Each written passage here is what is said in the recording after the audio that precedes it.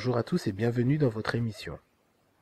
Dans le cadre de la Semaine Bleue organisée du 1er au 8 octobre, nous recevons par téléphone Madame Canval Guylaine, membre du comité d'animation du centre hospitalier de Capesterre-Belle-Eau et responsable du projet de vie sociale de l'EHPAD Nou Grand Moun.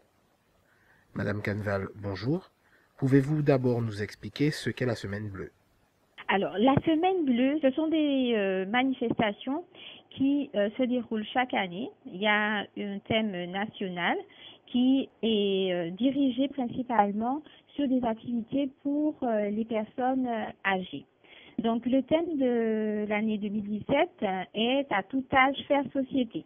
Donc, faire société, donc c'est quel que soit son âge et son niveau d'autonomie. Donc, pour nous, faire société, c'est bénéficier d'un entourage avec lequel rentrer en relation. C'est aussi rentrer en lien avec les autres générations et participer à la vie sociale. Donc, pour répondre à ces trois objectifs, donc nous avons cette année programmé différents temps forts qui vont permettre aux personnes âgées accueillies de l'établissement, mais également à toute personne qui s'intéresse un petit peu à la vie sociale, de venir dans notre établissement et échanger sur les thèmes que nous avons développés. Merci. Madame Canval, quel bilan pouvez-vous nous dresser des différentes activités et animations proposées par le centre hospitalier de Capesterre-Belle-Eau durant cette Semaine Bleue? Donc, la semaine a été très riche et nous avons commencé par la cérémonie d'ouverture qu'organise le conseil départemental parce que c'est une semaine qui se fait sur de nombreux sites dans le département et c'est chapeauté par le département et l'ARS. Donc, la cérémonie s'est déroulée le dimanche 1er au Palais des Sports du Gosier. Nous avions environ 6 patients qui ont pu participer à cette fête et c'était un moment convivial, d'échange avec des danses et un repas très intéressant. Donc au niveau de l'hôpital, nous avons choisi donc de programmer 2 conférences et également des ateliers interactifs en interne pour les patients accueillis. Donc, les 2 conférences ont eu lieu avec le public attendu. La première conférence, c'était autour de la mémoire, parce que nous savons qu'avec l'âge, la mémoire est parfois déficiente.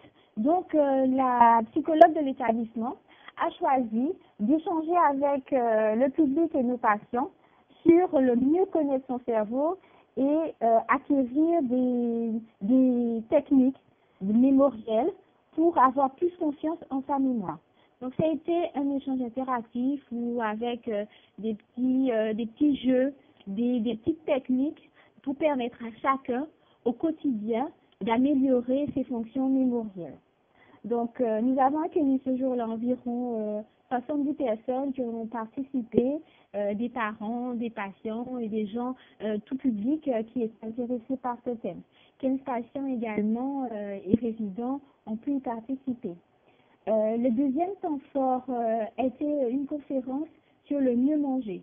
Comment mieux manger pour mieux vieillir? Donc, c'est une question un petit peu d'actualité où tout un chacun essaie de manger mieux, manger bio et réussir à avoir une alimentation saine.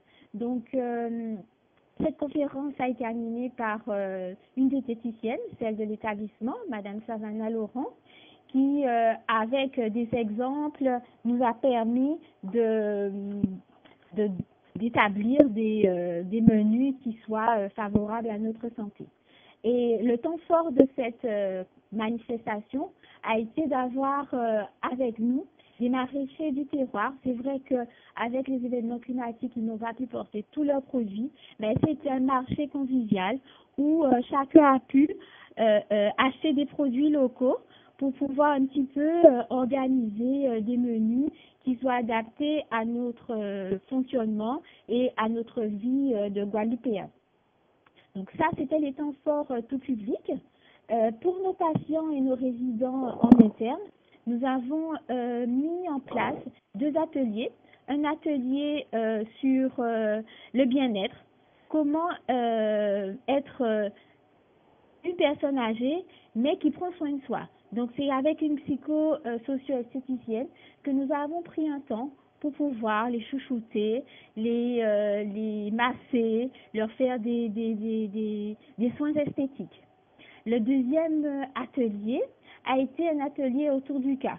Donc, nous avons organisé un mini les roses qui a été un franc succès avec un art thérapeute qui travaille dans l'établissement ainsi qu'un collègue qui est Tambouillé. Donc, cette semaine s'est clôturée par une après-midi récréative avec Monsieur Vrécor qui nous a enchantés par sa musique.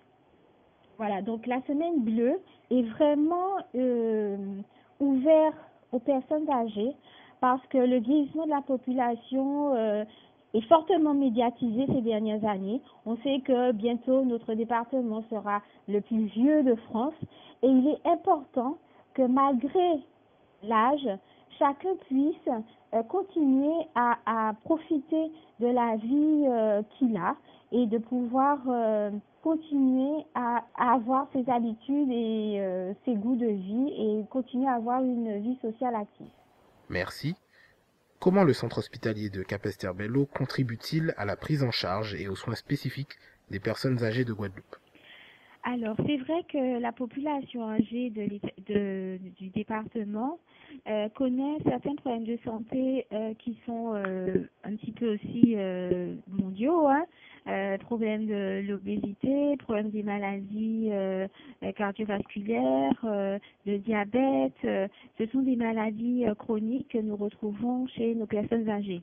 Mais c'est vrai que la population est frappée par cette maladie mondiale qui est la maladie d'Alzheimer et des syndromes apparentés. Et la prise en charge est parfois importante. Et c'est pour cela que nous avons dans notre établissement deux possibilités d'accueillir les personnes qui sont en perte d'autonomie et qui ont des pertes au niveau psychique. Nous avons donc un accueil de jour pour les personnes atteintes de la maladie d'Alzheimer qui sont accueillies par une équipe de professionnels en journée afin de permettre de valoriser et de stimuler leur fonction cognitive. D'autre part, nous avons un EHPAD qui s'appelle l'EHPAD Nous Grand Moulin, qui s'est ouvert il y a quelques jours et où nous accueillons des personnes en perte d'autonomie qui ne peuvent plus, en raison de leur état de santé physique, psychologique ou psychique, être maintenues à domicile.